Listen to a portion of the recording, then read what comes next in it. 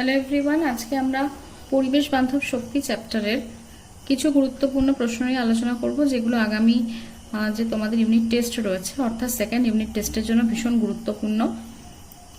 এটা সাজেশনও বলতে পারো ওই চ্যাপ্টারের। তো চলো শুরু করি।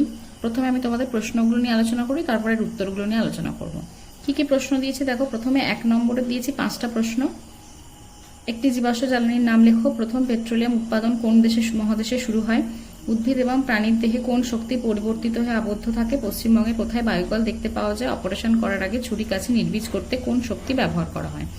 তারপর দিয়েছি সংক্ষিপ্ত প্রশ্নের উত্তর, যেখানে পূর্ণমান 2 করে এক একটা প্রশ্নে। তাপ শক্তির ব্যবহার, তড়িৎ শক্তির ব্যবহার, বায়ু শক্তি ব্যবহারের ফলে কি কি সুবিধা হয়? জীবাশ্ম জ্বালানির অতিরিক্ত ব্যবহারে পরিবেশের কি ক্ষতি হয়? 2টি অপ্রচলিত শক্তি উৎসের নাম লেখো। এবার চলের উত্তরগুলো নিয়ে আমরা আলোচনা করি।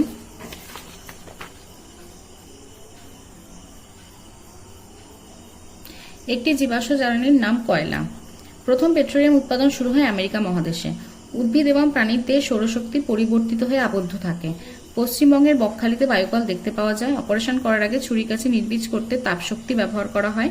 তাপশক্তি 3টে ব্যবহার: কামারশালায় লোহা পিটিয়ে বিভিন্ন জিনিসপত্র বানাতে, রান্না করতে, ইট বানাতে। তড়িৎ শক্তির ব্যবহার হচ্ছে কম্পিউটার চালাতে তড়িৎ শক্তি ব্যবহার করা হয়, ইস্ত্রি করতে, লাইট জ্বালাতে তড়িৎ শক্তি ব্যবহার করা হয়। বায়ু শক্তি ব্যবহারের সুবিধা হচ্ছে বায়ুর কোনো অভাব নেই, একবার ব্যবহার করলে সেটা দীর্ঘদিন ধরে চলে।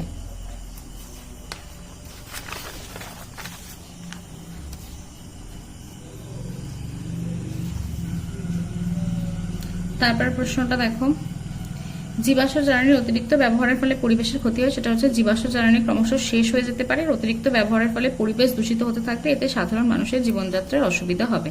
এবং জীবাশ্ম জ্বালানি থেকে এর সঙ্গে আরেকটা অ্যাড করা যেতে পারে যে জীবাশ্ম জ্বালানি থেকে জ্বালানির দহনে যে গ্যাস উৎপন্ন হয় সেই গ্যাস বায়ু দূষণ ঘটায়।